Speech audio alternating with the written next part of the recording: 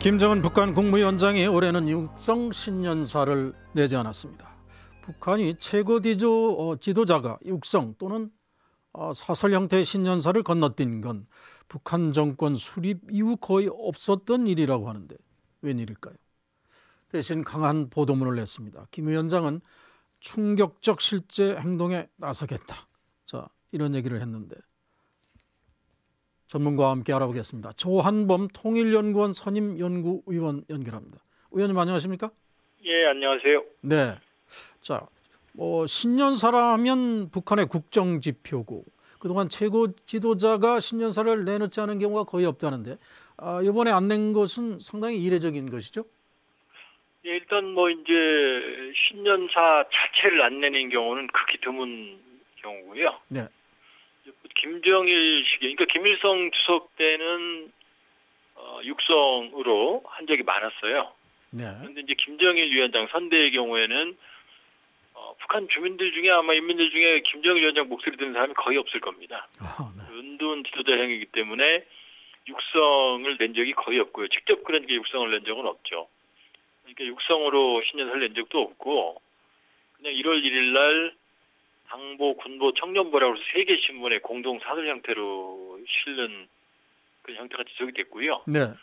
김 위원장도 이제 2011년 말에 김정일 위원장이 이제 죽었기 때문에 사망을 했기 때문에 그 다음에는 그 아버지하고 비슷하게 똑같게 그런 형태를 했고요. 네. 2013년부터는 이제 항상 육성으로 발표를 해왔거든요. 집권 이후 얘기하시는 거죠? 그렇죠. 네. 그렇죠. 그러니까 조금 정신 차리고 나서부터는 그 경황이 없던 때 빼고는 항상 육성으로 신년사를 발표해왔고 최근에는 또 금년 같은 경우는 이제 집무실에서 앉아서 양복을 입고 신년사를 발표하는 파격적인 모습을 연출했는데 네. 이번처럼 지금 중앙위원회 전원회의에 지금 결정문도 채택은 됐다고 했는데 그건 안 나왔고요. 네. 그냥 보도문 정도로, 보도문이 굉장히 깁니다. 어제 밤 9시부터 1시간 정도 북한 TV에 반영이 됐는데요. 아나운서가 읽으면 차분하게 읽으면 1시간 정도 분량이 됩니다.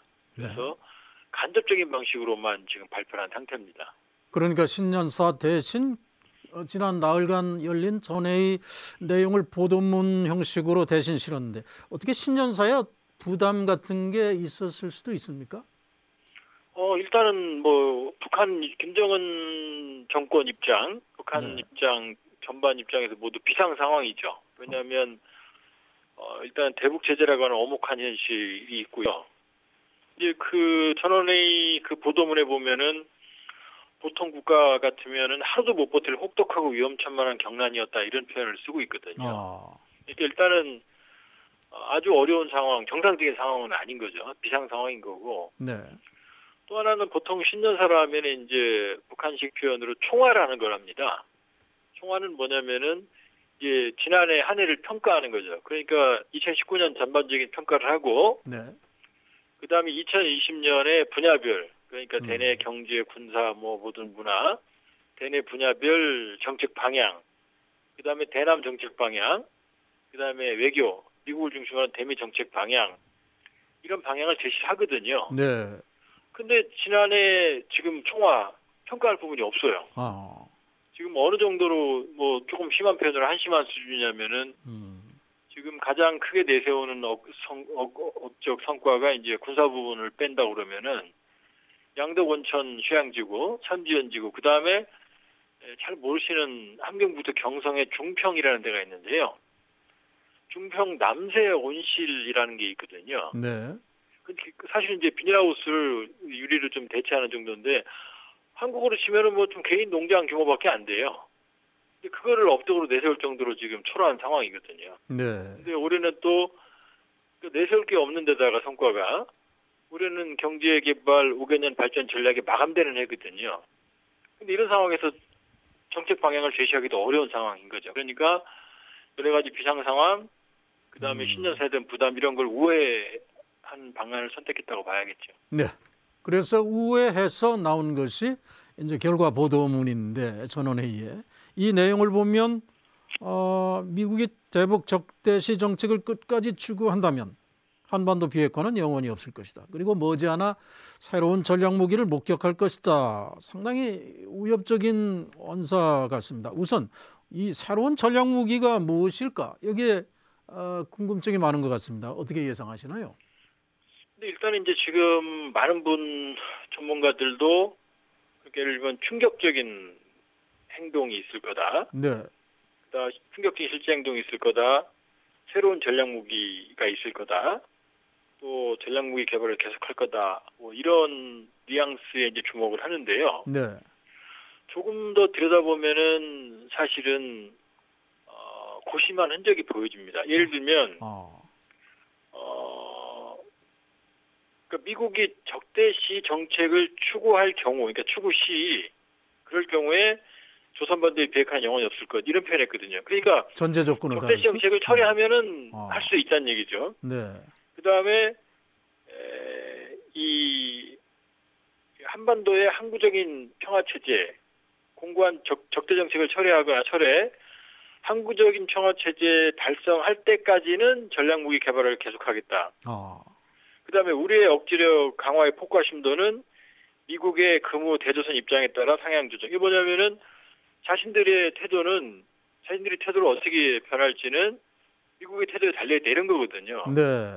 그러니까 겉으로 보면은 강경한 뭐라고 그럴까 입장을 보이는 것 같지만 네네. 다 좀 조건이 붙어 있거든요. 그렇군요. 그러니까 제가 보기에는 이제 지난해 연말까지 시한을 정하지 않았습니까? 네. 그러니까 조금 요걸 과장해서 해석하면 이제 연말 시한을 없애고 강경한 톤은 얘기했지만 언제 어떻게 어떤 행동을 하겠다 이런 얘기는 안 했거든요. 네. 그냥 새로운 전략 무기라고 하는 모호한 표현만 했거든요.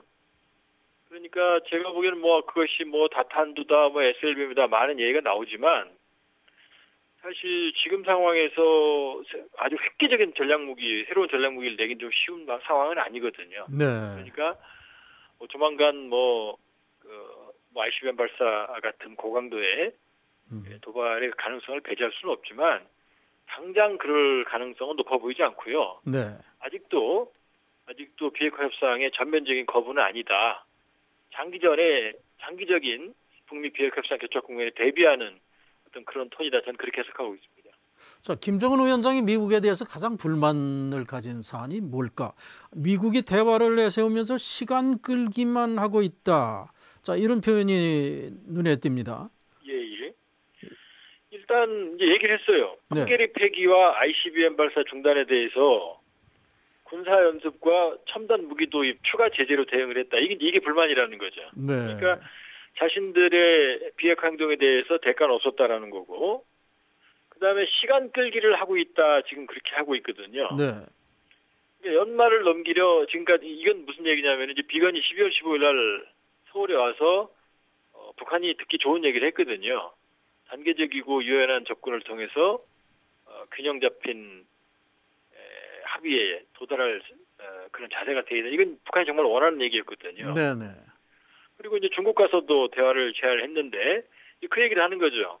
그것도 자기들이 보기에는 시간 끌기의 쇼에 불과하지 정말로 자신들이 원하는 걸 주는 것으로 지금 이해 안 한다는 얘기거든요. 네. 그러니까 결국 이런 모든 부분들을 보면은 기존에 그러니까 풍계리 핵실험장 폭파, 동창리 지금 복구했습니다마는 미사일 로켓 시험장과 발사대에 대한 해체, 착수.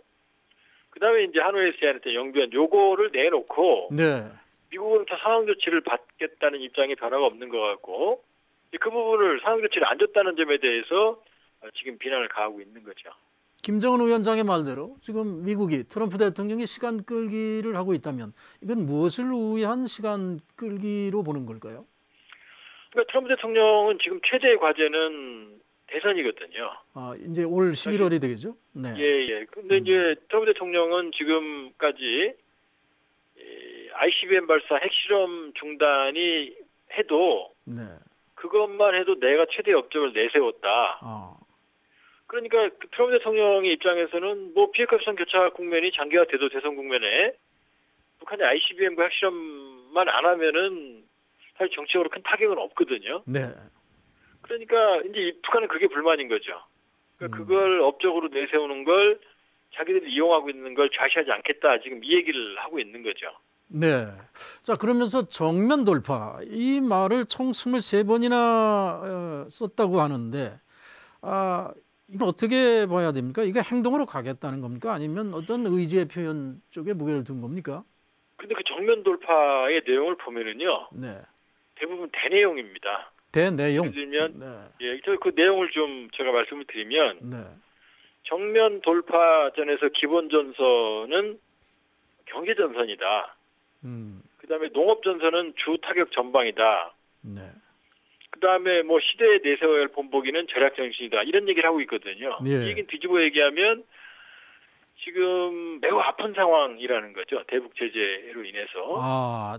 물론 이제 대북 제재를 통해서 뭐 독재 정권이 독재를 포기하거나 불복을 하는 경우는 많지는 않습니다. 왜냐하면 독재 정권은 뭐 인민의 희생에도 불구하고 네. 독재를 유지하는 속성이 있으니까.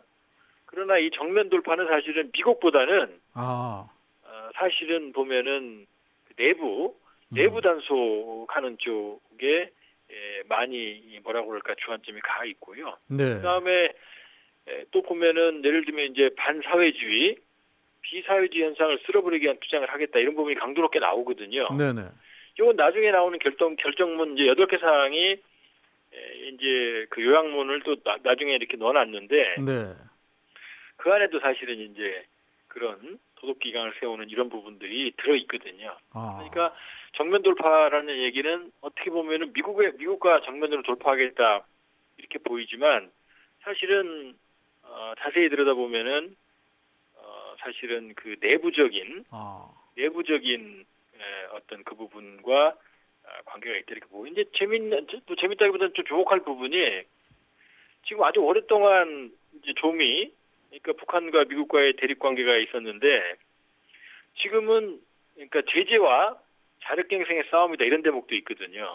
예. 그건 사실 뒤집어 얘기하면은 사실은 지금 매우 아프다는 얘기죠. 제재의 효과가. 그와 관련해서 그래서 고난의 행군이 제한될 거다 이런 얘기가 있고 이 대북 제재가 그만큼 북한 내부에 치명적 영향을 주고 있다. 경제 쪽에도.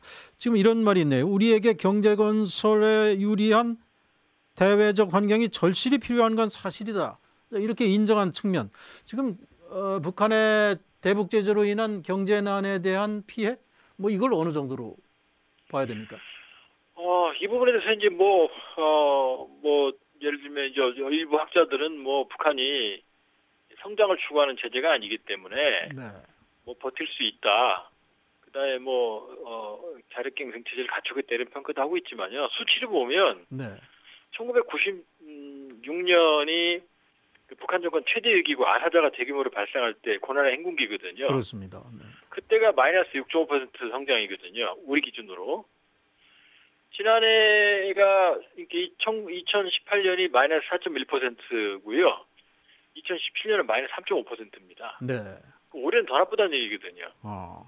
이 수치로 본다 그러면 사실은 굉장히 어려운 거죠. 지금 주목할 부분이 하나 있는데 거기에 어떤 게 있냐면 이제 내각이 경제사령부인데 책임을 다하지 못했다. 네. 내각은 현존 경제 토대를 효과적으로 이용하여 국가 재정을 강화하고 이런 부분이 있거든요. 네. 이 얘기는 무슨 얘기냐면은 지금 국가 재정이 어렵기 때문에 네.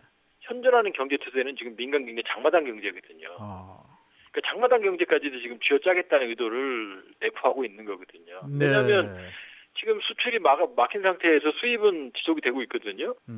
그럼 국가 재정은 외화는 사실은 지금 거의 파탄난 상황이라고 보여지는 거고 그렇기 때문에 독재 정권이라는 게 기본적으로 제재 때문에 굴복은 안 하죠. 네. 그러나 매우 아픈 상황이면 틀림이 없습니다. 그렇군요.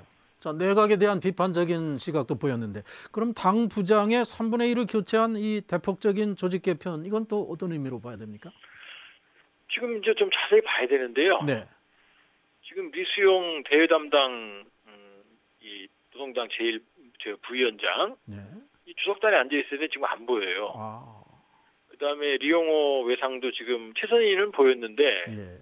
안 보이는 사람들이 지금 많거든요. 그러니까 아마 대미 협상 부분하고 그다음 대내 경제 부분 이런 부분들의 상당한 정도의 또 대남도 조심스럽지만 라인의 교체설도 나오고 있고요. 네. 그러나 큰 흐름을 보면 이제 동생 김여정이 노동당의 핵심 부서인 조직지도부 제1부부장으로 이동했다는 추측도 지금 나오고 있고. 네네. 그렇게 보면 이번에 인사는 좀 뭐 시간을 두고 봐야 됩니다. 북한 인사는. 그러나 네. 큰 흐름에서 보면은 친정체제 강화, 그다음에 내부 결속 강화, 그다음에 비상 상황에 대비한 뭐라고 그럴까 체제 옹이, 네. 체제 수호 형태의 그런 어떤 현 단계에서는 그런 징후를 좀 보여주고 있고요. 그렇기 때문에 지금 여러 가지 왜냐하면 이제 내각에 대해서도 지금 질타를 많이 했거든요. 네네. 그리고 지금 이 보도문 나오고 나서 뭐 자아 비판이 지금 줄을 이루고 있거든요.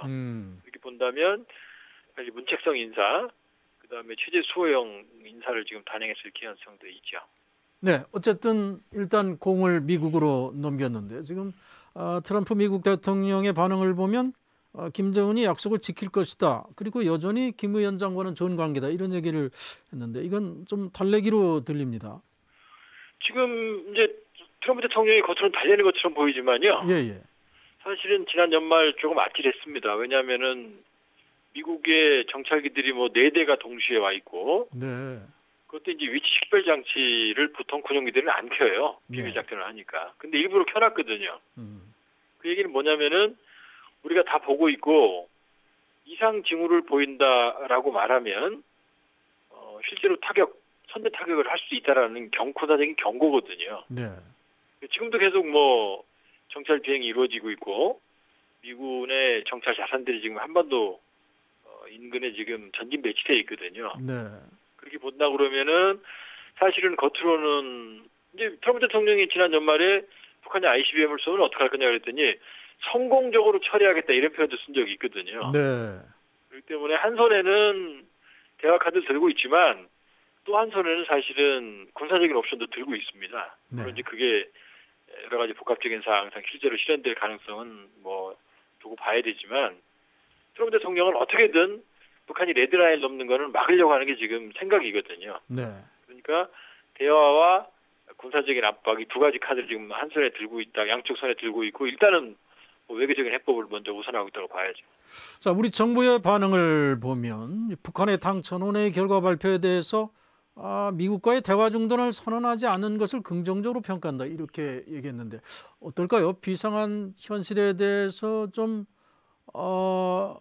비상한 대응일까? 좀 너무 느슨한 것 아니냐 이런 해석들도 나옵니다만은. 뭐 우리 한반도 평화 프로세스를 지금 해왔던 우리 정부 입장에서는 뭐 사실은 어떻게 보면은 대화 여지는 남는 북한의 태도인 거고요. 네. 모두에도 말씀을 드렸지만 사실 이제 협상은 끝났다. 언제 어떻게 이제 파국적인 뭐 이런 그러니까 미국 쪽에서도 북한의 위협 발언이 모호성을 띠고 있다.